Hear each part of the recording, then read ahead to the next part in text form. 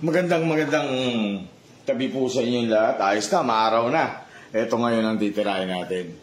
Sukang Ilocos. Sarap nito. Sa grocery meron naman.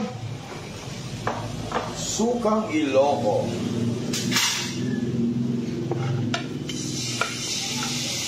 Isang kilong kason tayo dito. Tipak-tipakin nyo lang. Ano kailangan gisa-gisa rito?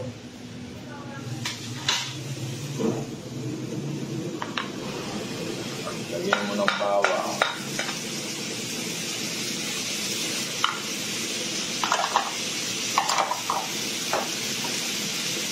Konting bechi.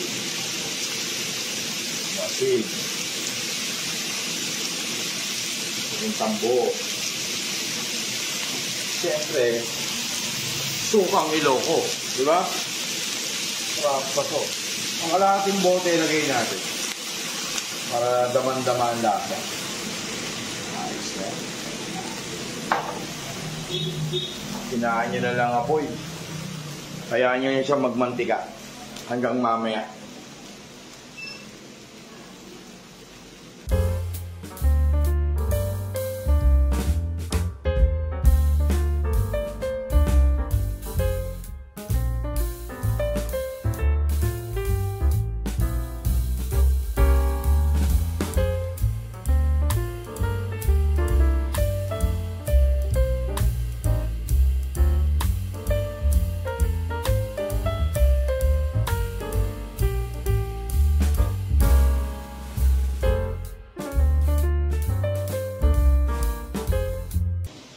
Masarap yung pala ito, lalagyan mo ng laurel.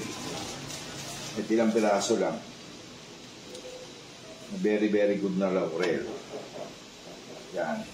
Tignan pa natin.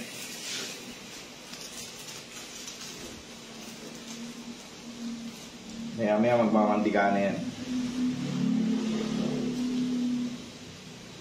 Zoom in natin para kitang-kita nyo mamaya yung aking ginagawa.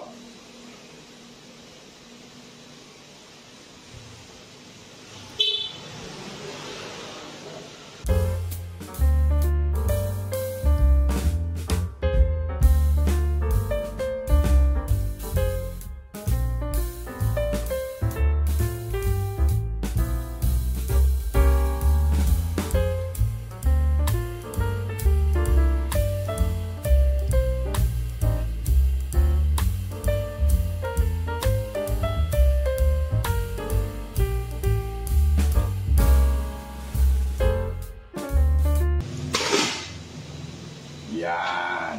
Kapit na lasa nito. Amoy sukang Ilocos talaga eh.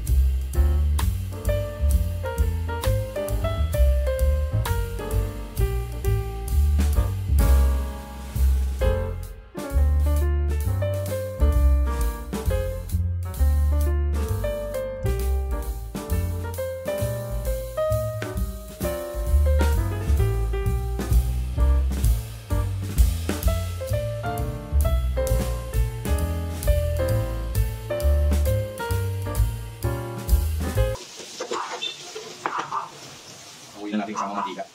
Pwede nyo lang sa galapon yan. Kahit hindi nyo lang ito. Pwede yan. Solido.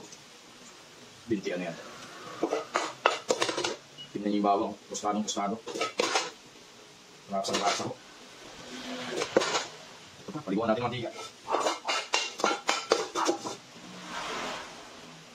Ito. Kita nyo ba yung okra maestra natin? Nagmamantika. Kita-kita nyo naman ito. Mas malinaw pa siyang mantika natin kaysa dagat ng Boracay. Ilocos. Quality naman ho talaga. Tapos may kanin pa kayong katulad nito. Papartneran niyo yan. Napakasarap naman talaga. Maraming salamat po. Magandang gabi at ingat po palagi. Sir Horacio Sablan, magandang gabi.